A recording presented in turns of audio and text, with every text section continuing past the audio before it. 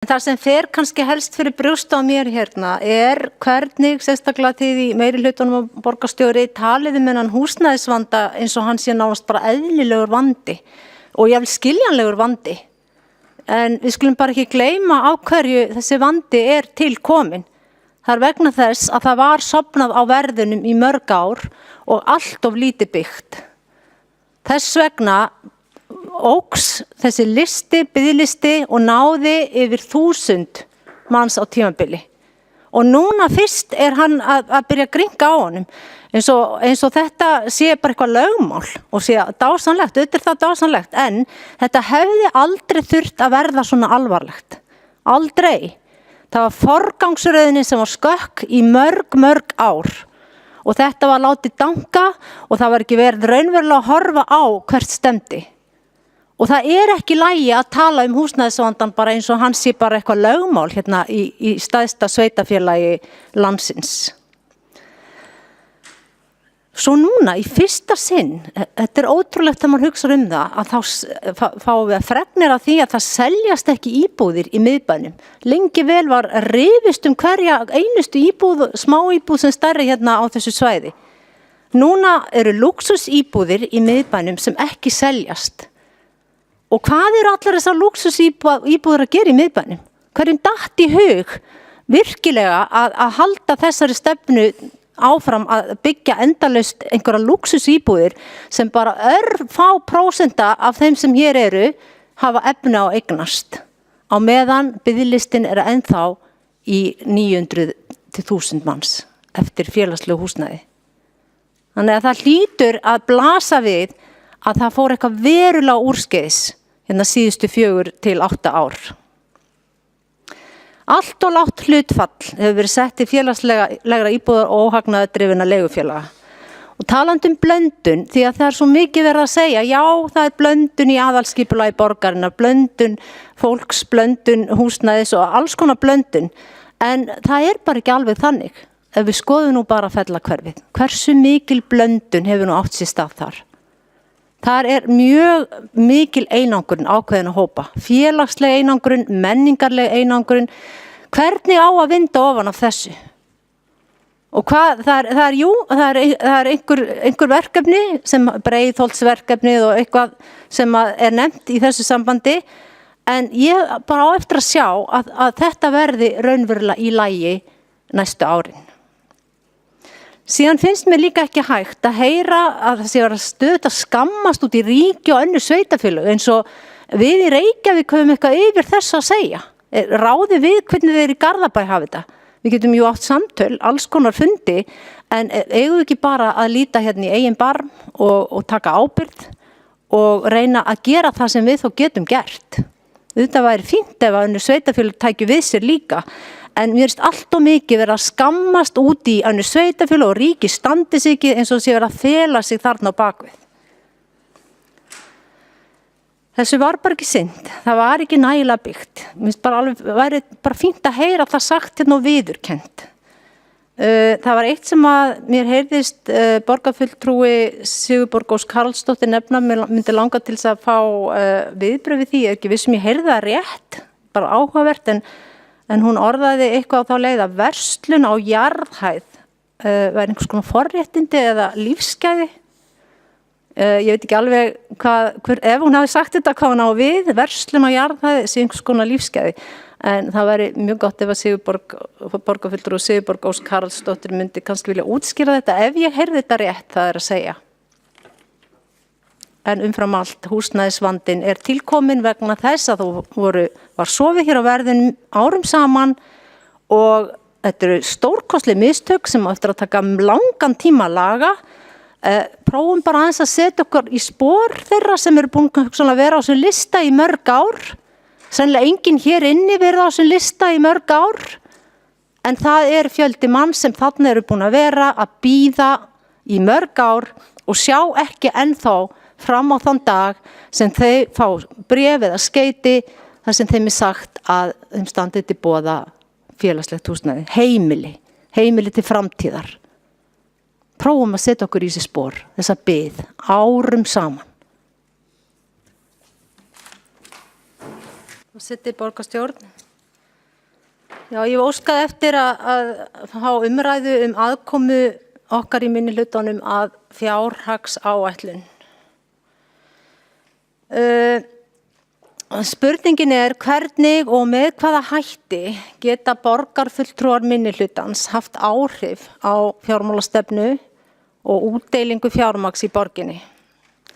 Þetta spurningin sem mig langar að hefja þessa stuttu umræðu á.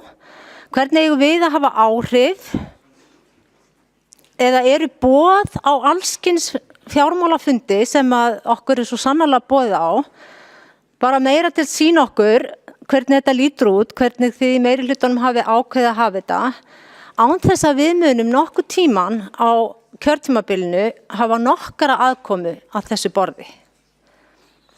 Þetta svona, þú mátt horfa, en þú mátt ekki snerta. Í minnihlutanum eru 11 borgarfulltrúar, hópur sem með meira atkvæðamagn að baki sér en meirihlutinn, sem hafa 12 borgarfulltrúa. Þetta munar þarna einu manni og atkvæðamagnið minna. Og það væri þess vegna bara mjög eðlilegt að minnihlutanum væri boðið að koma að borði fjárhagsgerðar eða fjármálana, hvernig á að útdeila fjármagni, með virkum hætti á öllum stigum fjármála ákvarðana. Að okkur sé boðið að koma í samráð frá byrjun, fá að vera með, fá að taka þátt, fá að koma með okkar skoðanir og ekki bara að hlusta á þær, að það verður hlusta á þær, heldur einnig að við fáum virkilega að hafa einhver áhrif. Núna eins og staðan þá höfum við akkurat ekkert þetta að segja. Við höfum engin völd, við höfum engin áhrif.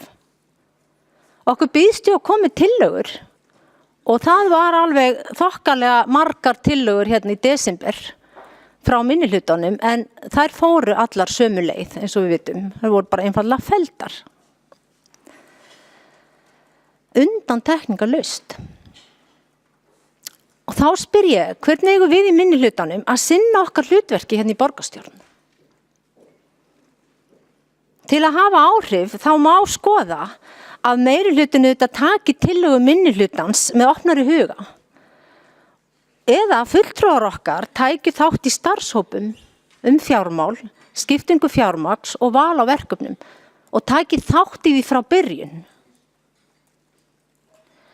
Sem dæmi, núna 25. janúar þá var okkur í borgarráði, oddvitum, boðið að koma á mjög flottan fund í Höfða til samráðs, það stóð samráðsfundur. Ég held kannski að við ætluðum að hafa eitthvað samráð á þeim fundi. Yfirheitið var allavega samráðs- og undirbúningsfundur.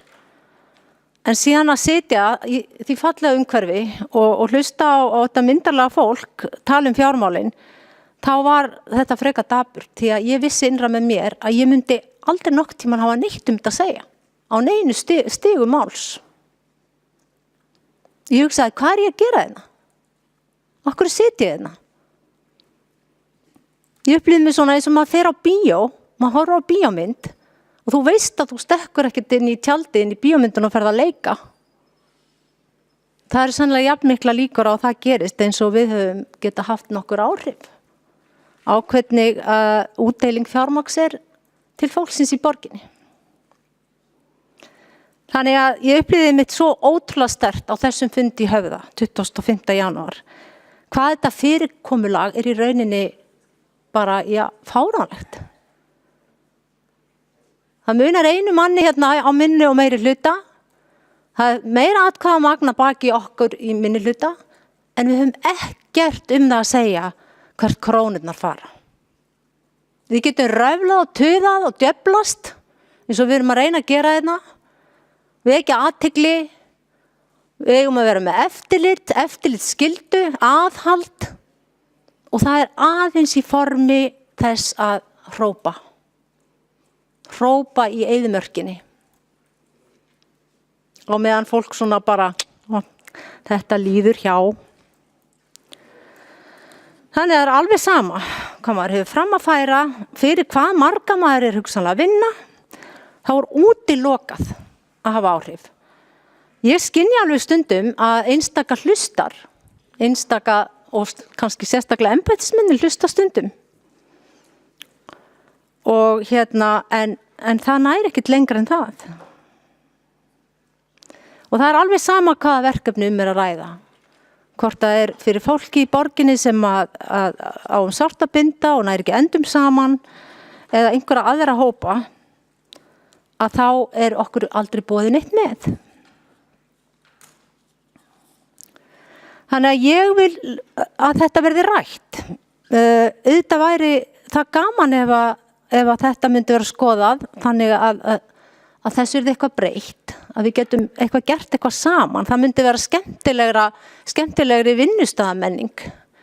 Ef á einhverju málum allavega að okkur væri boðið að vera með og það væri svona, tekið mark kannski meira á það sem við höfum fram að færa. Þannig að það ekki bara að hlusta, heldur líka að segja allt í lagi, við skulum bara skoða hvort að það ekki hægt að gera eitthvað með þetta. Það verður breiðari sýn þegar fleiri koma að borðinu, meiri sátt og skemmtilegra að vinna þessa vinnu. Og þetta finnst mér að við öll skuldum fólkin í borginni sem kaus okkur. Það að reyna að gera þessa hluti meira saman þegar það kemur að fjármagninu. Mér var sagt áður en að ég kom hingað að þetta væri öðruvísi en á þingi. Að í borginni væri nú yfirleitt svona bara meiri samvinna, samráð og oftast næði bara sátt. Það var nú reynsla margar eldri borgarfulltrúa sem hafa setið hér kannski lengi. En þetta ekki mín reynsla hér, alls ekki. Ég slegið á hendur okkar, alveg miskunnalaust. Og það alveg sama hvaða mál eru borin upp hér. Hvort það fyrir börnin, eldri borgara, öryrkja eða aðra borgarbúa. Það breytir engu. Ef það kemur hérna megin frá, þá það út af borðinu.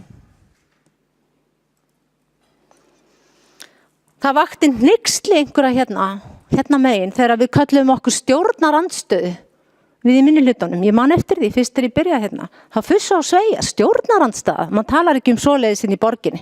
Það á þinginu.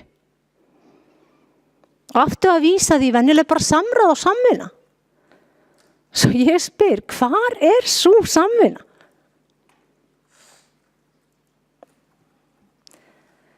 Ég spyr, get ég haft áhrif hérna? Ég kjörin til þess að hafa áhrif fyrir það hópa sem að stendur mér að baki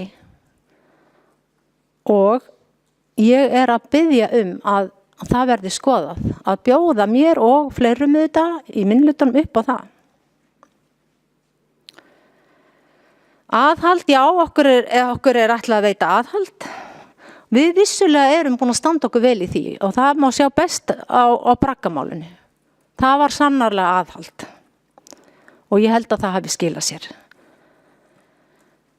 Þar stóði miðflokkurinn og flokkur fólksins sína plikt og stóði í lappirnar með sína tillögu að reyna að koma málinu áfram. Ég kalla það aðhald.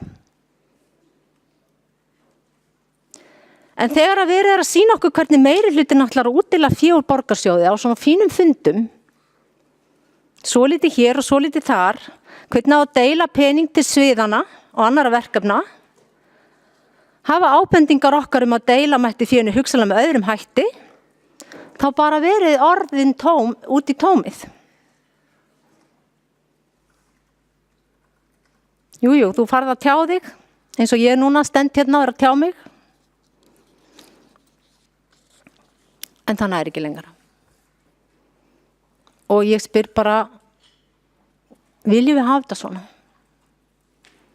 Nennum við þessu?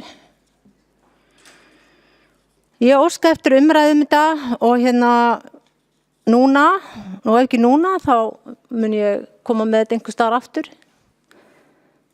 Þegar ég hef tækifæri til, því að mér finnst þetta ekki eðlileg stjórnsýsla.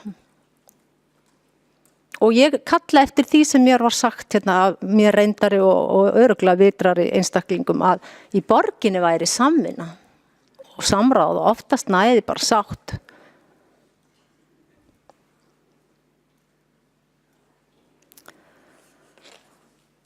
Ég hlakka til að sjá það.